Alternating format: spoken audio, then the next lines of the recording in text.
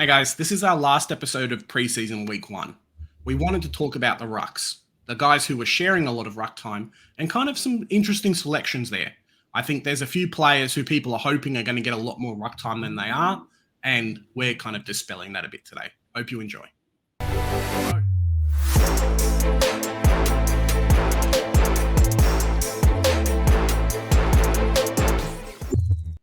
Joe, rucks. They're a much needed position on field, but I think this year's the year where so many more rucks are actually swapping. 2022, 2021, 2020, there's always been a solo, it gets called solo ruck, and someone else hitting out. Now it really feels like there's two people really sharing. We've seen that with Grundy and Gawn, but there's some other options as well, right? If your name's not Sammy Draper, I've got no time for you. Just abolish the ruck line. The ruck line sucks. Don't care about it. It's overrated. You look at just Port. Look no further than Port Adelaide. You just got Jeremy Finlayson. He comes in. He's the best ruckman they've ever seen in their life, and they're able to perform much better. You don't need a ruckman. It is what it is, guys. Like, rucks are overrated, and their hit-outs can be sharked and all that. So, yeah, Supercoach, if you feel like abolishing this line, do so, because I'm sick and tired of all of this mumbo-jumbo this preseason, all of this conundrum. I don't know who to select. It's simple, guys. It's just Witts. It's simple. Yeah. You just go Witts and Marshall. It just seems like there's so much craziness happening in the ruck line. We're going to break and we're going to refer to our best friend of this week, Matt Forrest, who's done the Lord's work once again and compiled all of the rucks, all of the CBAs in one single table. We're going to walk you through it. It's really simple, really easy to read, but it's really important that you take the time to actually look at it, because I was just joking. The ruck line really is important this year. Yeah, it's really led to the ruck line in general kind of losing a lot of its scoring potential. A couple of years ago, we'd seen Max Gawn and Grundy and a few of these other guys getting 120 plus average. Last year, they're dropping down to, 100 was pretty good. So maybe it goes even a bit further now. And the trend towards being a lot more mobile has jumped in as well. So how about we pull up kind of the ruck mix, the CBA mix now, and we can have a quick chat about it, Joe. Here we are with Matt Forrest. You are an absolute legend. Everyone needs to plant a tree in honor of Matt Forrest. This is sensational. We love to see it. And we're having a look. He's even brought here the statistics for the MatchSim CBA leaders with Riley O'Brien with 87.5%. It's a different approach to what it looked like in the intra-club. It looked like he wasn't really doing very well, but there was a picture of him topless, and I never thought I'd say this, but he looks really good. It's actually very impressive. Yeah. No, some of these ruckmen, they have to do a lot more now, as I kind of alluded to before. So being that mobile player, gone are the days where you can be a bit chubby, you just stand there and jump and hit the ball and then that's it. These guys have to run. They're almost running as much as normal midfielders these days. As we see, O'Brien there, 87%. Marshall there, big props, 83%, so did really well. McAndrew from Sydney. So he's another one that we kind of spoke about in our Sydney review of, hey, this guy, I personally won't be playing him on field, but as a R3 option, as a F6, so F7, F8 option, he's definitely one there to consider. And we just moved down the list a bit more. So Sean Darcy, there was no Luke Jackson Luke Jackson didn't play, did he? No, he did. He got concussed in that game. He got delayed. Yeah. He got a hit to the game. He had 25% of the hitouts that game. Okay. Well, there you go. So Darcy, 75%. The big one there is probably Cherry. So I don't know how much of an option he is, but Cherry at 74%. They definitely favoured him a lot over Goldstein. Moving down the list, so Reeves is swapping a lot with Ned Reeves. With Meek. So I think there's going to be some competition there. I don't think Meek can really be an option. You've got Nan Curvis there, who's basically the sole ruck at Richmond as well. Follow us on, Joe.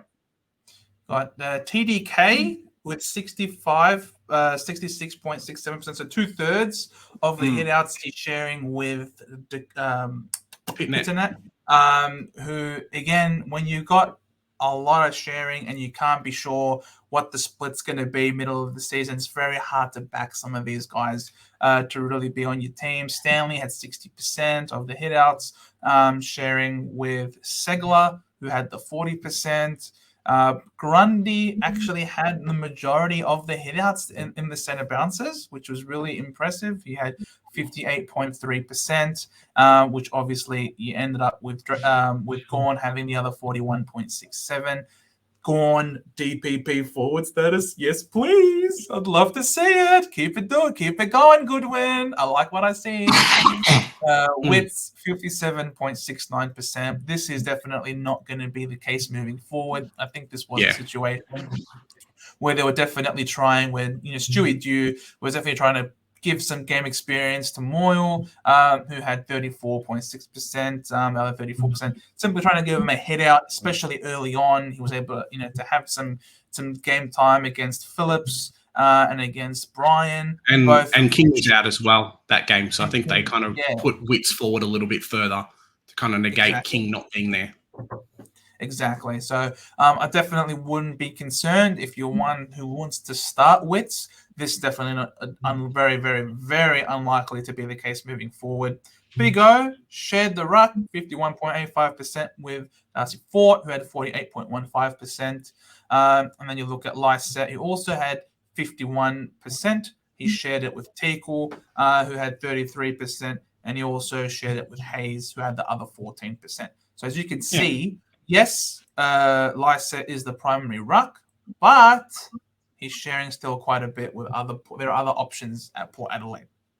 Yeah, the big takeaway from that list is really Draper. So it's one of the reasons why I've kind of shied away from him and going Wits Marshall at the moment, is that Draper, it looks like he's not trying to be the sole ruckman, or maybe he doesn't have the potential to. Maybe Scott's just trying to play around with the things, but I don't want to be picking this guy's, R2 on field. I want 100 scores for him if he's only going to be spending 42%. He was sharing with two other people, so it doesn't look good for the picks there.